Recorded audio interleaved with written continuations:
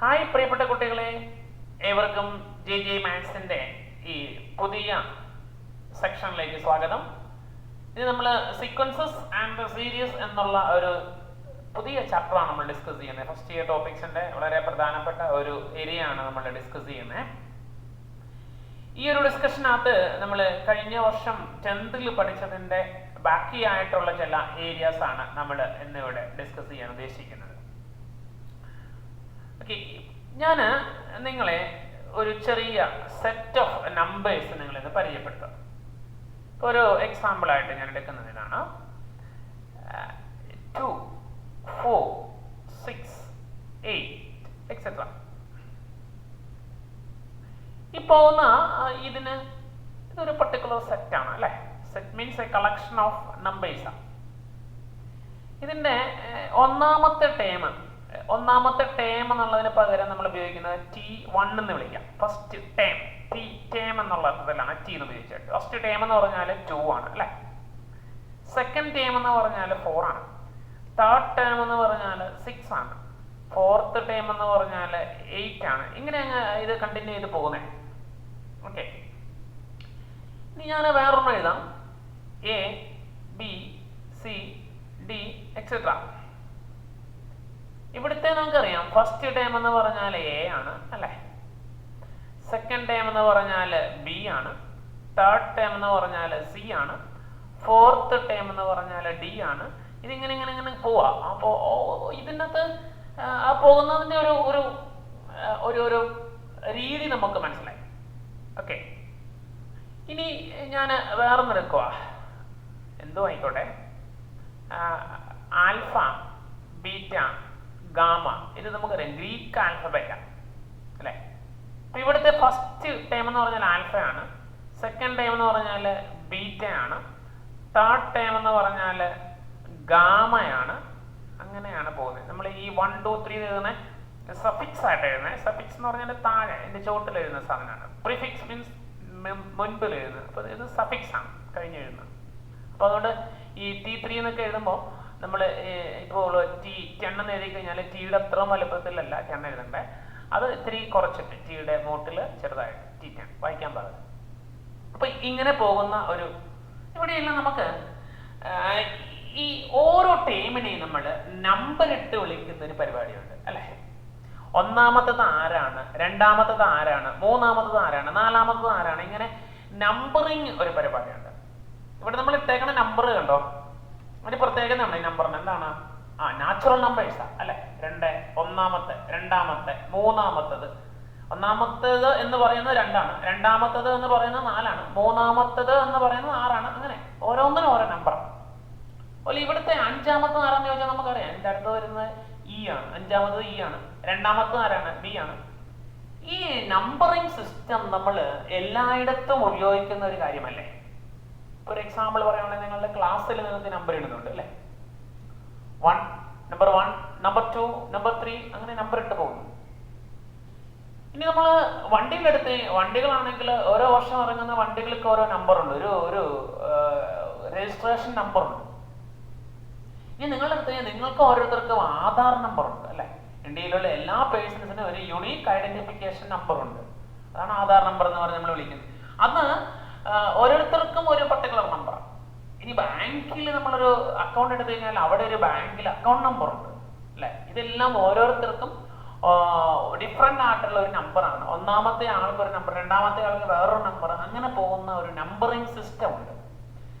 ഇതില്ലാതെ നമുക്ക് ഇന്നത്തെ ലൈഫിൽ നമുക്ക് ഒന്നും പോസിബിൾ അല്ല. ഇപ്പൊ നിങ്ങൾ ബാങ്കിൽ ചെന്നൊരു അക്കൗണ്ട്, ബാങ്കിലേക്ക് മാത്രം നമുക്ക് പോകാം. ബാങ്കിലേക്ക് ചെന്ന് കഴിഞ്ഞാൽ അവിടെ ചെല്ലുമ്പോൾ നമുക്കൊരു ടോക്കൺ കിട്ടും അല്ലെ. അതിനൊരു നമ്പറുണ്ട്. ഇനി ടോക്കൺ കിട്ടിക്കഴിഞ്ഞാൽ പിന്നെ നമ്മൾ അകത്ത് ചെന്ന് കഴിയുമ്പോഴത്തേക്കും ട്രാൻസാക്ഷൻ നടത്തുമ്പോഴത്തേക്കും നമ്മുടെ ഒരു അക്കൗണ്ട് നമ്പർ ഉണ്ട്. ഇനി അക്കൗണ്ട് നമ്പറിന് നമ്മൾ കറസ്പോണ്ടിങ് നമ്മൾ ട്രാൻസാക്ഷൻ നടത്തുന്നതിന് അവരൊരു പർട്ടിക്കുലർ, ഓരോ ട്രാൻസാക്ഷനും ഓരോ പർട്ടിക്കുലർ നമ്പർ ഉണ്ട്. ഇനി അവിടെ നമ്മൾ എന്ത് ചെയ്താലും, ഇപ്പം നമ്മൾ ക്യാഷ് ഡെപ്പോസിറ്റ് ചെയ്യുകയോ എടുക്കുകയോ ഒക്കെ ചെയ്യുകയാണെങ്കിൽ അതിനെല്ലാം ഒരു നമ്പറിങ് സിസ്റ്റമാണ് അല്ലേ. നമ്മളിപ്പോൾ എത്ര രൂപ ആയിട്ടോ അതിനൊരു നമ്പർ കൊണ്ട് റെപ്രസെന്റ് ചെയ്യുന്നത്, എടുക്കുന്നത് എത്രയാണ് അല്ലെങ്കിൽ അതിനൊരു നമ്പർ കൊണ്ടാണ്, അല്ലെങ്കിൽ ട്രാൻസാക്ഷൻ നടത്തുന്ന എല്ലാത്തിനും ഓരോ നമ്പർ വെച്ചാണ് അവർ വിളിക്കുന്നത്. ഇനി അപ്പോൾ ആ ബാങ്കിലെ ട്രാൻസാക്ഷൻസ് കംപ്ലീറ്റ് നമ്പർ കൊണ്ടാണ്. ഇനി നമ്മൾ ഫോൺ നമ്പർ എടുത്തേ. ഇന്ത്യയിൽ എത്ര പേരുണ്ടോ എല്ലാവരുടെയും ഫോൺ നമ്പേഴ്സ് ഡിഫറെന്റ് ആണ്. എല്ലാ നമ്പറിങ്ങാണ്. ഈ നമ്പേഴ്സ് എന്ന് പറഞ്ഞാൽ ലെന്തി നമ്പർ ആയിരിക്കും. അപ്പോൾ ഈ നമ്പറുകൾ എന്ന് പറഞ്ഞാൽ ഇന്നോവേറ്റബിൾ ആയിട്ടുള്ള ഒരു ഡെയിലി ലൈഫിൽ ഇന്നോവേറ്റബിൾ ആയിട്ടുള്ള ഒരു പ്രോസസ്സാണ് നമ്പറിങ് എന്ന് പറഞ്ഞാൽ. അല്ലേ, ഇപ്പം നമ്മൾ വീടുകൾക്ക് എടുത്തു കഴിഞ്ഞാൽ അതിനൊരു നമ്പർ ഉണ്ട് അല്ലേ, ഹൗസ് നമ്പർ ഉണ്ട്. അപ്പോൾ പിന്നെ നമ്മളൊരു പഞ്ചായത്ത് എടുക്കുകയാണെങ്കിൽ പഞ്ചായത്തിന് നമ്പർ ഉണ്ട്, വാർഡുകൾക്ക് നമ്പർ ഉണ്ട്. അങ്ങനെ എല്ലാം ഡിഫറെന്റ് നമ്പർ സിസ്റ്റം ഉപയോഗിച്ച് റെപ്രസെന്റ് ചെയ്യുന്നതാണ്. അപ്പൊ ഇതാണ് നമ്മൾ ഈ നമ്പറിന്റെ ഒരു പ്രത്യേകത എന്ന് പറഞ്ഞാൽ. അപ്പൊ ഇവിടെയെല്ലാം നമ്മൾ ഒന്നാമത്തത്, രണ്ടാമത്തത്, മൂന്നാമത്തത് എന്ന് പറഞ്ഞ് വിളിക്കുന്ന ഒരു പരിപാടിയുണ്ട്. ഇങ്ങനെ വിളിക്കുന്നതിനെയാണ് നമ്മൾ എന്ത് വിളിക്കുക, ഫസ്റ്റ്, സെക്കൻഡ്, തേർഡ് എന്ന് വിളിച്ച് നമ്മൾ എഴുതുന്ന പരിപാടി. ഇപ്പം ഞാൻ പറഞ്ഞല്ലോ T1 ഒന്നാമത്തത് എന്ന് കാണിക്കണം, രണ്ടത് T2, T3 ഇങ്ങനെ നമ്മൾ പോവാം. അപ്പോൾ ഇവിടെ നമുക്കറിയാം ഒരു സെറ്റ് എന്ന് പറഞ്ഞാൽ ഇപ്പം നമ്മൾ എടുത്തത് ആദ്യത്തെ എടുക്കുവാണെങ്കിൽ രണ്ടാമത് എടുക്കുക A, B, C, D ഇങ്ങനെ പോകുന്ന ഒരു സെറ്റ് ഉണ്ട്, കളക്ഷൻ ഓഫ് സംതിങ്. ഇതിനകത്ത് ഒന്നാമത്തത് എന്ന് പറഞ്ഞാൽ നമ്മൾ വിളിച്ചത് A എന്നാണ് അല്ലേ, രണ്ടാമത്തത് വിളിച്ചത് B എന്നാണ്, മൂന്നാമത്തതിനെ C എന്നാണ് വിളിച്ചത്. ഇങ്ങനെ അങ്ങ് പോവാം. ഇവിടെ ഒരു സ്ഥലത്ത് നമ്മൾ എടുത്തിരിക്കുന്നത് ഈ സെറ്റും അടുത്ത സ്ഥലത്ത് നമ്മൾ എടുത്തിരിക്കുന്നത് എന്താണ്, 1, 2, 3 എന്ന് പറയുന്ന നാച്ചുറൽ നമ്പേഴ്സും. അപ്പൊ ഇവിടെ നമ്മളൊരു കണക്ഷൻ ഉണ്ട്. ഈ നാച്ചുറൽ നമ്പറിലെ ഒന്നാമത്തെ എലമെന്റിനെ, നാച്ചുറൽ നമ്പറിലെ ഒന്നാമത്തെ എലമെന്റ് എന്ന് പറഞ്ഞാൽ നാച്ചുറൽ നമ്പറിനെ ഒന്നാമത്തെ എലമെന്റുമായിട്ട് കണക്ട് ചെയ്തു. ഒന്നാമത്തത് എന്ന് പറയുന്നത് A ആണ്. നാച്ചുറൽ നമ്പറിലെ രണ്ടാമത്തത് എന്ന് പറയുന്നത് ബിയുമായി കണക്ട് ചെയ്തു. മൂന്നാമത്തത് എന്ന് പറയുന്നത് സിയുമായി കണക്ട് ചെയ്തു. അപ്പൊ ഇവിടെ ഒരു കണക്ഷൻ ഉണ്ട്, connection between the set of elements and the set of natural numbers. ഇതിനെ നിങ്ങൾ അടുത്ത വർഷം പറയും ബൈജക്ഷൻ എന്നൊക്കെ വിളിക്കും. ബൈജക്ഷൻ നമ്മളിപ്പോൾ തൽക്കാലത്തേക്ക് പറയാം 1-1 കറസ്പോണ്ടൻസ്. ഇത് 1-1 കറസ്പോണ്ടൻസ് ഇത് ഒത്തിരി ആവശ്യമുള്ളൊരു സാധനമാണ്. 1-1 കറസ്പോണ്ടൻസ് എന്ന് പറഞ്ഞാൽ ഒന്ന് ഒന്നിനോട് ഇങ്ങനെ കൃത്യമായി നമ്മൾ മെൻഷൻ ചെയ്യാം. ഒന്നിനോട് സദൃശ്യം ചൊല്ലുകിൽ അത് ഒന്നൊന്നിനോട് സദൃശ്യം ചൊല്ലുകിൽ ഉപമയായിടും എന്ന് പറഞ്ഞ് മലയാളത്തിലൊരു ലക്ഷണമൊക്കെ ഉണ്ട്. ഒന്ന് വൃത്തത്തിന്റെ ഒരു വൃത്തത്തിന്റെ അലങ്കാരമായിട്ട് നമ്മൾ ഡിഫൈൻ ചെയ്യുന്ന. അപ്പൊ അതെല്ലാം ഈ മാത്തമാറ്റിക്സോട്ട് കണക്റ്റഡ് ആണ്. അപ്പോൾ ഇത്ര ഓർത്താൽ മതി, ഒന്നാമത്തെ എലമെന്റ് എന്ന് പറയുന്നത് ഒന്നാമത്തെ നാച്ചുറൽ നമ്പറുമായിട്ട് കണക്ട് ചെയ്തു. ഓരോ നാച്ചുറൽ നമ്പറിനും കറസ്പോണ്ടിങ് ആയിട്ട് നമ്മൾ ഓരോ എലമെന്റിനെ ഇവിടെ കണക്ട് ചെയ്തു. അപ്പോൾ ഇങ്ങനെ കണക്ട് ചെയ്ത് എഴുതുന്ന ആ ഒരു കളക്ഷൻ നമ്മൾ വിളിക്കുന്ന പേരാണ് സീക്വൻസ് എന്ന് വിളിക്കും. സീക്വൻസസ്. അപ്പോൾ സീക്വൻസസ് എന്ന് പറഞ്ഞാൽ എന്താണ്? ഒരു സെറ്റ് ഓഫ് എലമെന്റ്സ് സീക്വൻസിലാണെന്ന് പറയണമെന്നുണ്ടെങ്കിൽ there exists a 1-1 correspondence. 1-1 correspondence എന്ന് പറയുന്നത് നിങ്ങൾക്ക് മനസ്സിലായി കാണുമായിരിക്കും. ഒന്നാമത്തെ നാച്ചുറൽ നമ്പറിനെ ഒന്നാമത്തെ എലമെന്റിനെ എയുമായിട്ട് കറസ്പോണ്ട് ചെയ്തു, രണ്ടാമത്തെ എലമെന്റിനെ ബിയുമായിട്ട് കറസ്പോണ്ട് ചെയ്തു, മൂന്നാമത്തെ എലമെന്റിന് കറസ്പോണ്ടിങ് ആയിട്ട് ഇവിടെ സി ഉണ്ട്. അപ്പം there exists a 1-1 correspondence എന്ന് വെച്ചാൽ ഒന്നാമത്തെ എലമെന്റ് എയോട് മാത്രമേ ഉള്ളൂ. അതാണ് ഒന്നിനോട്, ഒരെണ്ണം ഒരു എലമെന്റിനെ. അപ്പോൾ there exists a 1-1 correspondence between set of elements, ഇത് നമ്മുടെ ABCD എന്ന് പറഞ്ഞ ഈ ഒരു set of elements and the set of natural numbers. അങ്ങനെയുള്ള ഒരു സീക്വൻസിനെ, അങ്ങനെയുള്ള ഒരു സെറ്റിനെ നമ്മൾ പറയും അത് സീക്വൻസ് ആണെന്ന് പറയും. അപ്പോൾ സീക്വൻസിന്റെ ഡെഫിനിഷൻ ഒന്ന് എഴുതിക്കോ മക്കളെ. ഫസ്റ്റ് ഡെഫിനിഷൻ സീക്വൻസസ് ഹെഡിങ് എഴുതിയിട്ട് എഴുതിക്കോളുക. A set of numbers, set of elements. Numbers ആകണമെന്ന് നിർബന്ധമൊന്നുമില്ല. ഇപ്പൊ നമ്മൾ എഴുതിയത് ആൽഫബറ്റ്സ് അല്ലേ എന്ന് പറഞ്ഞുകൊണ്ട് നമ്പേഴ്സ് ആകണമെന്ന് നിർബന്ധമൊന്നുമില്ല. Set of elements is set to follow, is set to be in a sequence,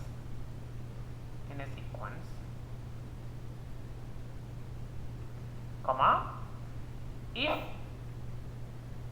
there exist, അതിനുള്ള ഉപയോഗിക്കുന്ന ഒരു സിമ്പിൾ ആണ്. ഇങ്ങനെ നമ്മൾ ഈ പോലെ ഇങ്ങനെ എഴുതിയിട്ട് ഇങ്ങനെ എഴുതി there exist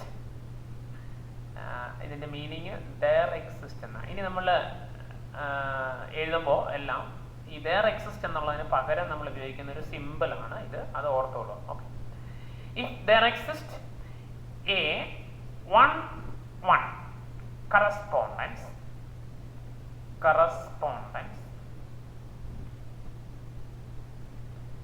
between നമ്മൾ ഇങ്ങനെ എഴുതും, between a set of elements is said to be in a sequence if there exists a 1 correspondence between the set of elements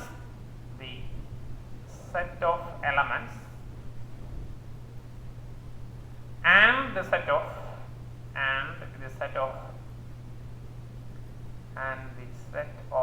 natural numbers.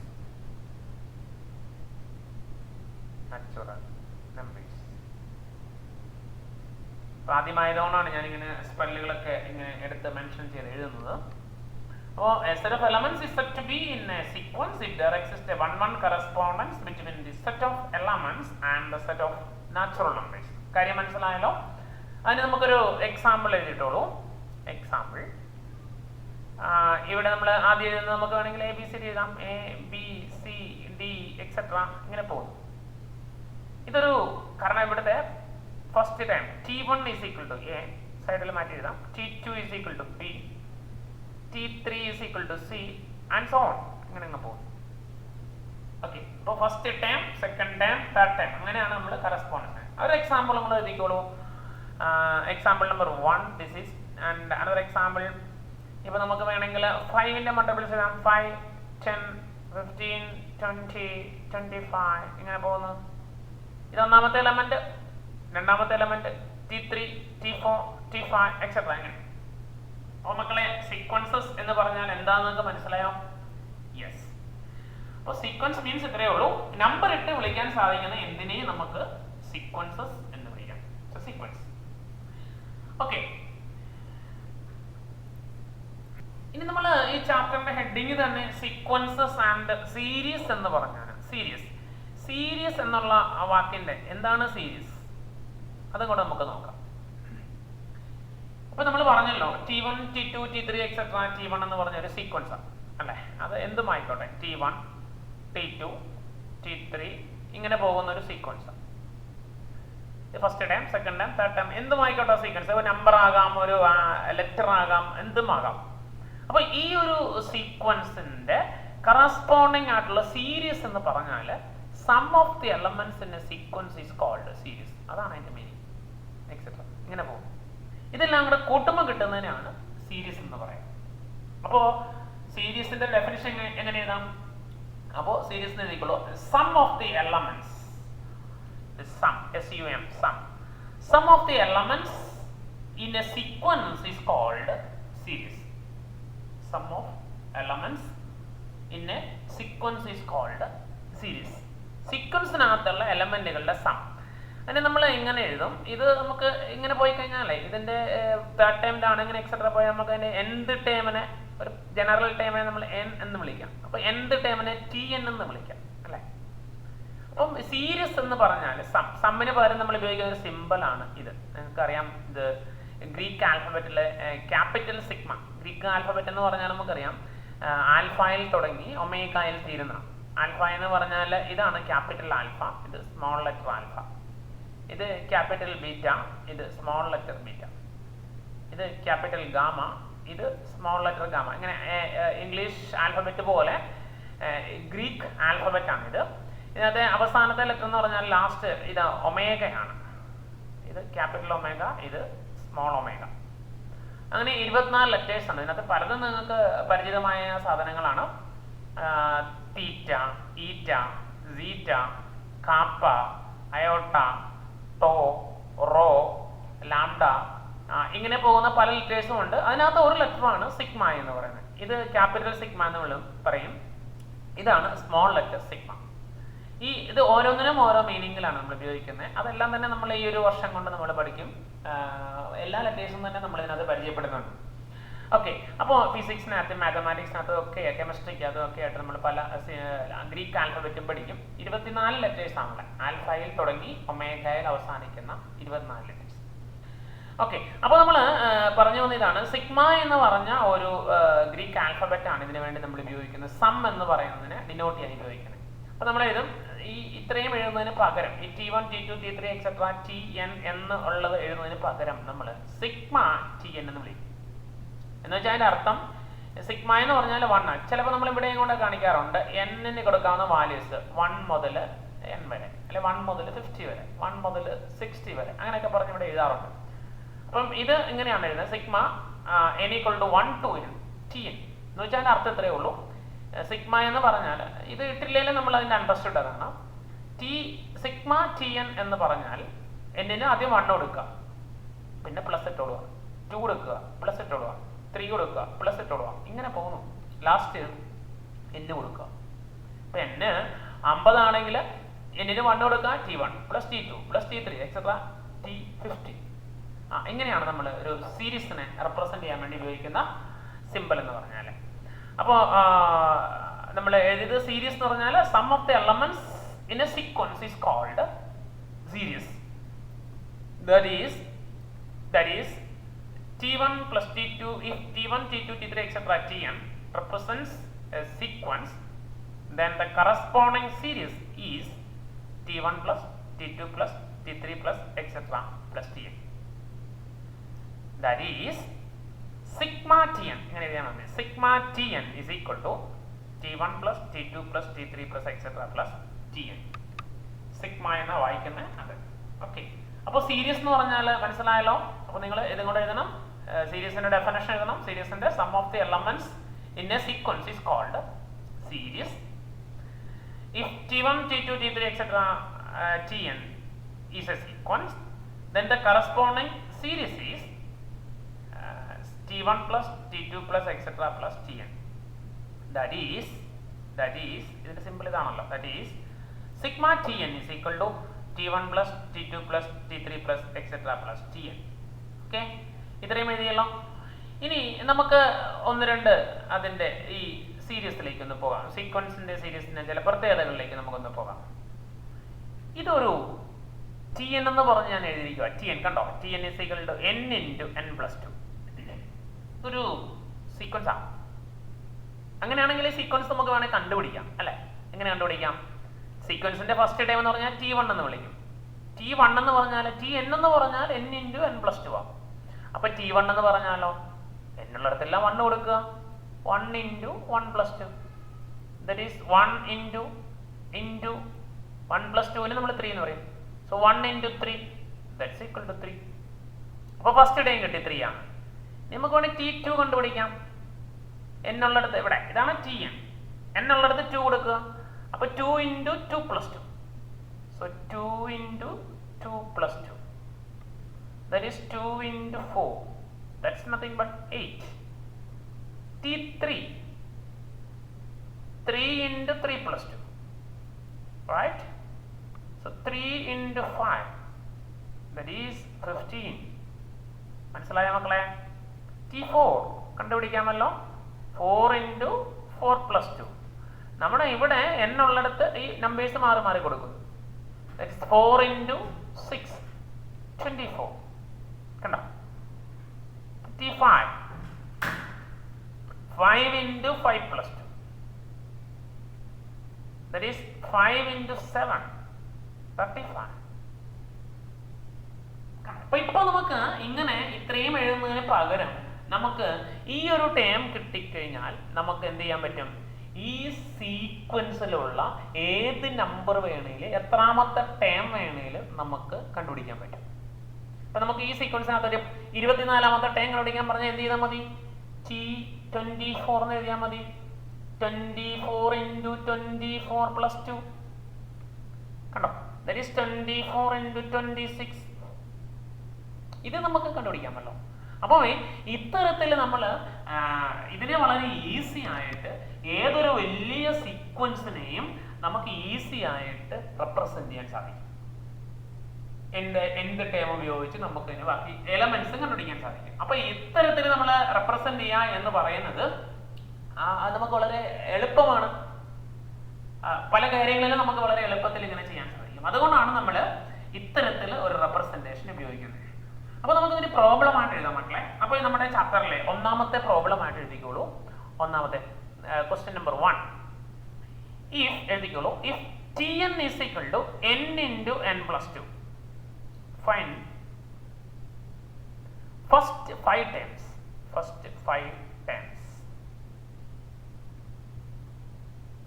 And hence find 25th term. Okay. ആദ്യത്തെ ഭാഗം നമുക്ക് അറിയാമല്ലോ. T1 പറഞ്ഞു, T2 നമുക്ക് കണ്ടുപിടിക്കാം, T3, T4, T5 അത് കണ്ടുപിടിക്കാം. ഇവിടെ നമ്മളോട് ചോദിച്ചാണ് 25th ടേം ആണ്. 25th ടേമിനെ നമുക്ക് എങ്ങനെ എഴുതാം? T25 എന്ന് എഴുതാം അല്ലേ? അപ്പൊ എങ്ങനെ എഴുതാം ഇതിനകത്ത്? 25 into 25 plus 2, that is 25 into 27. നമുക്ക് മൾട്ടിപ്ലൈ ആണല്ലോ, നമ്മൾ കഴിഞ്ഞ ദിവസം പറഞ്ഞിരുന്നു. 25 into 27 മൾട്ടിപ്ലൈ ചെയ്യുന്നത് 5 into 7 35, remainder 3, 14 plus 10 24 plus 3 27, remainder 2 into 2 4 plus 2 6 75. Okay. അപ്പോൾ നമുക്ക് അതിൻ്റെ ആൻസർ എഴുതാം. T25 is equal to 675. Okay മക്കളെ, ഒന്നാമത്തെ ക്വസ്റ്റ്യൻ നിങ്ങൾ ചെയ്തു വയ്ക്കുക. നമുക്ക് അടുത്തൊരു ക്വസ്റ്റ്യനിലേക്ക് പോകാം. Number 2. If Tn is equal to m over n plus 1, find the first 5 terms. Also find the 10th term, T10. Okay, also find T10. Okay, നമുക്ക് T1 കണ്ടുപിടിക്കാം. Answer solution T1 is equal to 1 by 1 plus 1, that's equal to 1 by 2 first time. T2 എന്നുള്ളിടത്ത് 2 കൊടുക്കുക, 2 by 2 plus 1, that is 2 by 3. T3 3 by 3 plus 1, that is 3 divided by 4. Okay, then T4, that is 4 by 4 plus 1. നമ്മൾ n ഉള്ളിടത്തെല്ലാം values കൊടുക്കുന്നു, അത്രേ ഉള്ളൂ. So 4 divided by 5. Then T5 5 divided by 5 plus 1, that is 5 over 6. നമ്മളുടെ ആദ്യത്തെ പാർട്ടായി. First 5 terms ആ പറഞ്ഞത്. T1, T2, T3, T4, T5. ഇനി നമുക്ക് ചോദിച്ചിട്ടുണ്ട് ഓൾസോ ഫൈൻഡ് T10. T10 ആണെങ്കിൽ ഇവിടെ n ഉള്ളിടത്ത് 10 കൊടുക്കുക. അപ്പോൾ എന്ത് വരും? 10 by 10 plus 1, that is 10 by 11. That's the answer. Okay, അപ്പോൾ ഇത് ഭയങ്കര സിമ്പിൾ അല്ലേ? ഈ മാത്തമാറ്റിക്സ് അല്ലെങ്കിലും ഭയങ്കര സിമ്പിളാണ്. So simple. അപ്പോൾ നമുക്ക് അടുത്തൊരു ക്വസ്റ്റ്യനിലേക്ക് പോകാം. Question number 3. If Tn is equal to 2n minus 3 by 6, find the first 5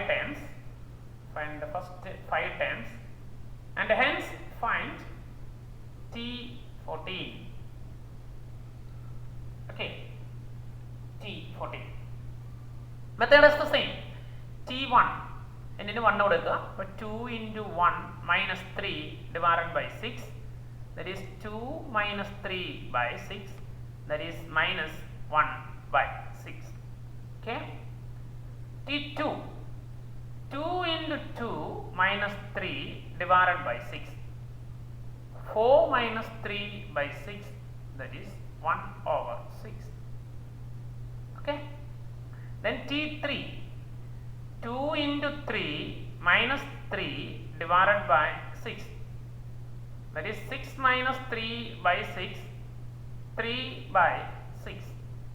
1 by 2 എന്ന് വേണമെങ്കിൽ എഴുതാം, എഴുതിയില്ലെങ്കിലും കുഴപ്പമില്ല, കാരണം എല്ലാത്തിൻ്റെ ഡിനോമിനേറ്റർ 6 തന്നെയാണ് വരുന്നത്. അതുകൊണ്ട് നമുക്ക് അത്തരത്തിലങ്ങ് കണ്ടിന്യൂ ചെയ്താൽ മതി.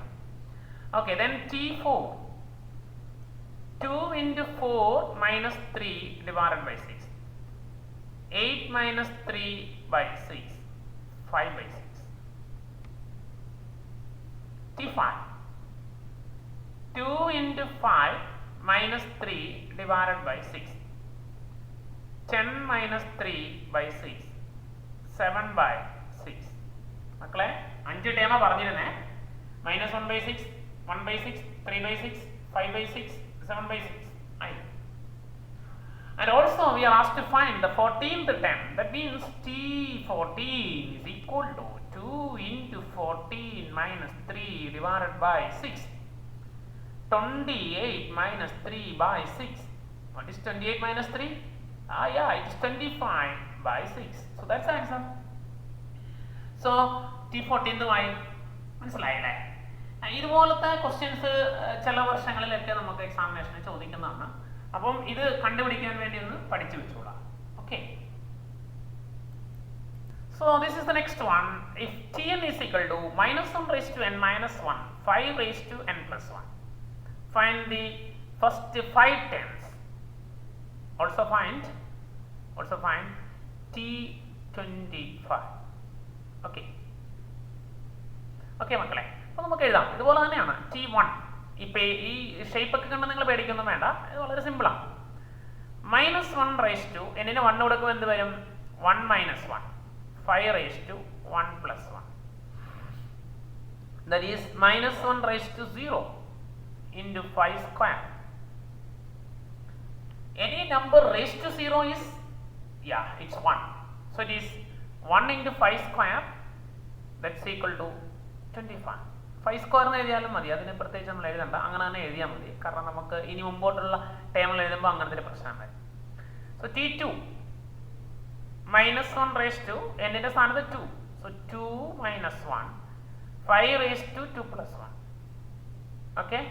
So it is -1 raised to 1. 2 minus 1 is 1. 5 cube. So that is -1 raised to 1 is minus 5 cube. Okay, that's enough. Then comes T3. That is -1 raised to 3 minus 1.